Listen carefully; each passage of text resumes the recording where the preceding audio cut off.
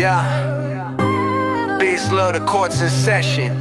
Fantasy hoops, law school, Ty teach the lesson. Fantasy lineup, beast of the night. Profit in your pocket, props on props all night. We make that shmoney talk. The law is spoken, so listen up. Yeah, the law is spoken. Yeah.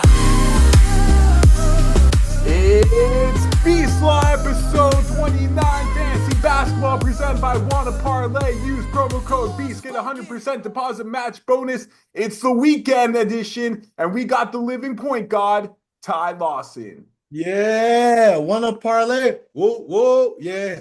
The guys with the best parlays for the cheapest price, man. Get in there early and leave out a winner. All right. And today I want to talk about, before we get started, is the NCAA tournament. You already know the Final Four is coming up, and it's going to be the biggest thing in sports this weekend. All right. And it's going to be a good one. They're all number one seeds in there. So it's going to be a nice little feisty match between all the games. But I hate to say this. I hate to say it, but I have Duke winning it all. They're just a bigger, longer team. They look like an NBA team out there, and they've just been dominant so far. Cooper Flag has been leading them through everything. You know, points, assists, blocks, whatever you need, he's going to do it. So he's going to be the number one pick. It hurts my heart to say this because I'm Tar Heel Nation thick and through.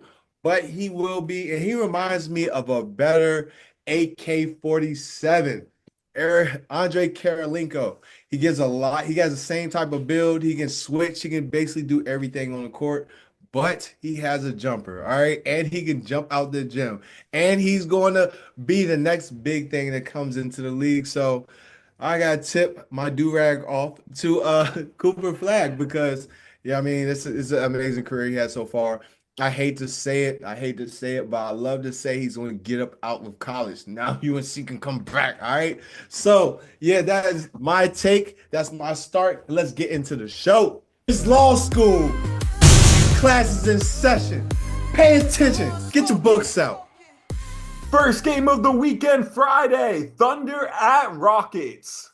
Thunder at Rockets. This is going to be a little spicy one.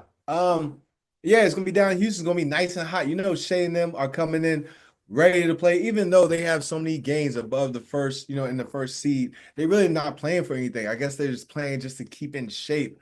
But they're playing hard right now, and the Rockets are still fighting for the second spot to keep it alive over there, which is amazing because what they came from last year, now the second in the West, that's pretty good. But I think the Thunder's going to come in and beat him up a little bit. I just think they're a little bit too big, too deep. Shea's going to have his 30. He's going in, killing like he is. He has a killer mindset. He's trying to etch his name as the MVP, even though Joker is coming through with 60-point triple-doubles. That's, he's putting a fight up, but I think it's over. Shea's going to have his 30. I think Jalen Williams, is going to have his 22, maybe 5 and 5. And their bench is great. I mean, they're knocking down threes. They're coming out playing. Chet is going to be his game. It's time to shine, man. He's saying he's want to be the best. So I think he's going to have his 18 and 10. A couple blocks. It's going to be a good game. The Rockets, they just have so many players that scores and do things. So they mostly all have around 20 to 15 points. But in this game, I think Van Fleet is not going to have a good game. He's going to be solid, but I don't think he's going to be too good. He's going to be managing the game. Jalen Green, he's been on scoring tear, been down a little bit, but I think he'll get his 18 points, I think. I'm pretty sure. Dylan Brooks does the dirty work.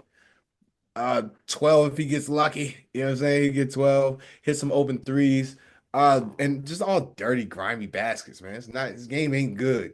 It's not I'm not gonna say good, it's not visually appealing. All right. We don't see no crossover, nothing. We just see threes and dirty work.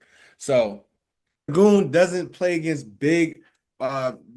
against big players that have defensive discipline. It stays down on a pump fake. He lets a pump fake, and lay it up. So I don't think he's gonna have a good game. He's gonna have a solid amount of rebounds, but it's under 15 points. It's at Warriors on a Friday night. I don't know. They over here, they got to play the Lakers already, so they might be a little tired. I seen Steph hit his little bum twice, so he might be a little sore going into Denver. And you know, Denver on back-to-backs is one of the toughest cities to play in. First of all, your chest is burning the first and second quarters. Then by the third or fourth, your legs is gone. So they're playing a lot of minutes tonight. So I don't see them, they might even sit players. I wouldn't say they probably sit players, but they're going to play like they should have sat. So I think the Denver Nuggets is sitting there waiting, ready to go. And of course, Jokic is gonna have a big night. I don't care how, aggressive and strong Draymond is playing. He's gonna have his 30, 10, and 10. All that. Jamal Murray, we don't know if he's gonna be back. Hopefully he is. If not, the pickup of the night is the rookie guard. He played well. He had triple-double last game. Good game, triple-double. He's on watch. He really don't gotta do too much because Jokic is the point guard, but all you gotta do is hit open shots, and I will pick him up on whatever his under over is. And if Jamal Murray's playing, I will take his under for sure because they don't even know yet. And I like Aaron Gordon in this one because he likes to cut back door and everything like that. So, he's my sleeper pick always with 15 points. Russell Westbrook will come off the bench and man that second unit when Jokic is not there. And I think he will get his 12 and 5.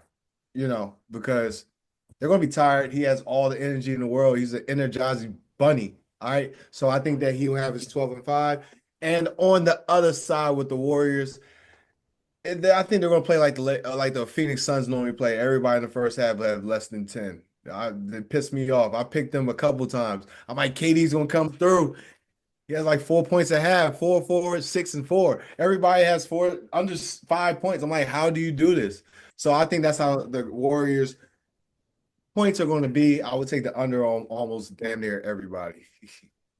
Mavericks fighting for their playoff lives in back-to-back nights against the Clippers on Friday and Saturday in LA. Mavericks at Clippers. Clippers going to clip these Mavericks. All right, they're going to get them up out of there because they're fighting for a spot. James Harden's playing well. Kawhi's playing well. The whole team is playing well, okay? The Clippers are there on a mission.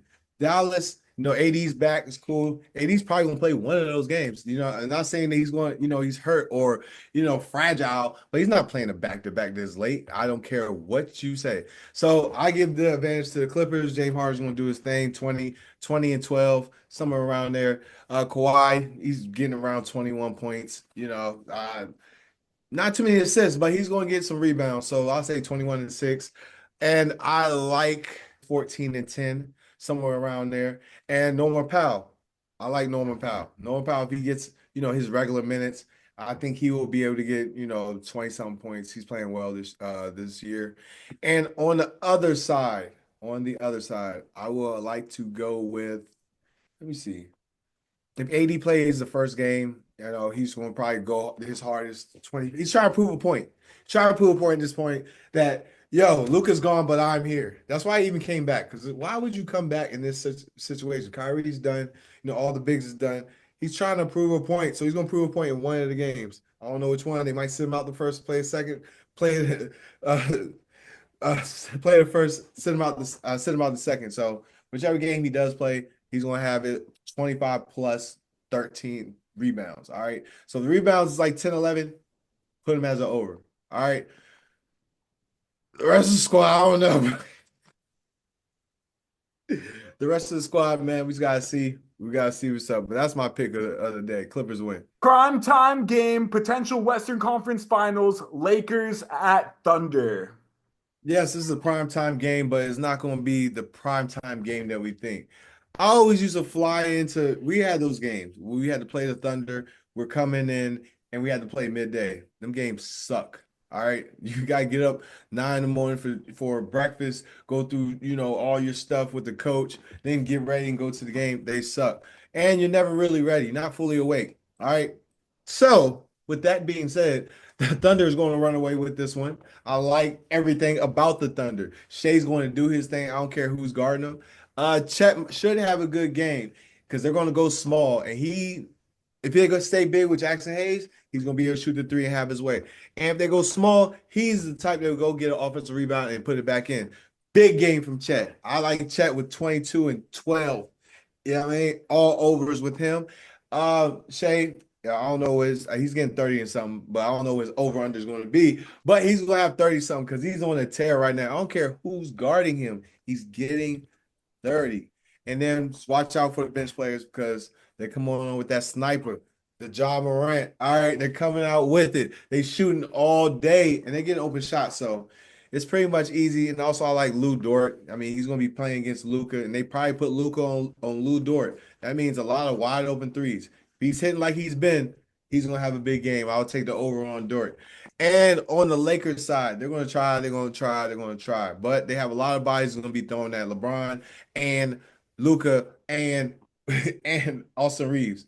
So I don't think it's going to be a big game for them. One of those three, maybe Luka's probably going to have a solid game. But other than that, I think it's going to be slow motion for the Lakers on all fronts, okay?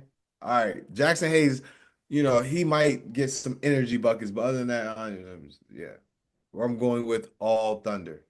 The law has spoken. Rip it up! Who we got? Ties pack attack, let's hit the jackpot! And it's time for Ty Lawson's full court pack attack with these bums, Honda hoops. We never get nothing out of here. Hopefully today we get something different. Well, we got Steph Curry last time. Yeah, we got Steph Curry. At least we got a starter, all-star, somebody worth mentioning. But let's see today. Today's a new day, man. Today's a new day. It looks like I'm not going to be excited. Julian Phillips. Who is the kid? I don't even know what school he went to. His jersey, they look like this is photoshopped on him. It's not. We're off to a bad start again. Yeah. Taylor Hendricks. They're playing with us now. They gotta be playing. They're playing with us. They're just playing with us now. They're just getting us the bodies. Luckily, they're only like $3, but $1 a pack. I don't know what it is. They should be free. Ha. Hey, it looks kind of cool. All right, next subject. Let's go. I'm not even gonna name who that is. Get out of here. All right. That was a waste today. Man. I wasted my life today. I just wasted. I can't get those seconds back. I can't. Time it is. He comes through with the best picks in the clutch. It's beast time. My beast prop of the night is not a prop. We're going to go straight Lakers money line against the Pelicans. This game's a blowout. We're going to add it to the Ty Lawson Beast Law parlay, and we're going to win some money.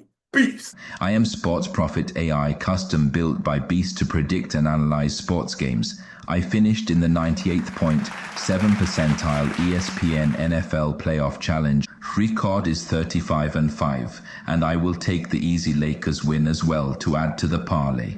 I want to take this space to say I am in the top 99 percentile of the ESPN Bracket Challenge. I know Ty does not want to hear this, but go Duke it, it's Beast Law. It's money time. The stats bring the contracts and bring the racks. Yeah, listen up. This is the Beast Law WannaParlay of the weekend. Get your picks in, because these are going to be fire. The law spoken. Yeah. The law spoken. So listen up. Yeah. The law spoken. Ty, as a Nuggets legend, what number 15 player should be retired? That's a tough one, man. It's a tough one. Jokic was he's an MVP. He's a champion. He's changed the game of basketball at his position. But at the same time, Melo is my guy, 100%. I loved him growing up. He's from Baltimore. He went to Syracuse, won a championship. I was like, yes. Then I'm about to get drafted, and I'm like, oh, damn, I'm going to the Nuggets. Melo, like one of my favorite players, and personally as a, his personality and everything like that. Love the dude to death. So I would say personally, me, just my feelings, I would retire both. Jokic deserves it for what he's done and also brought the first championship to the Nuggets. And also at the same time, Melo paved the way for that. Melo's the one that brought a lot of attention to the Nuggets. People probably are fans of the Nuggets because Melo started that. All right, so I think Melo brought the attention, and Jokic just took it a little bit further. Retire both of them. All right, I want to see Jokic up top, and I want to see Carmelo Anthony up top. I want to see both of them named. Boom. They have separate jerseys though, but I want to see them both at the top. All right, so that's my take, and yeah. It's Beast Law.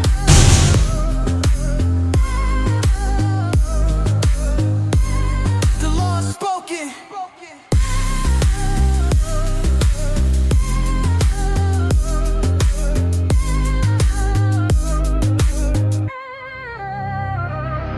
Yeah, the law spoken.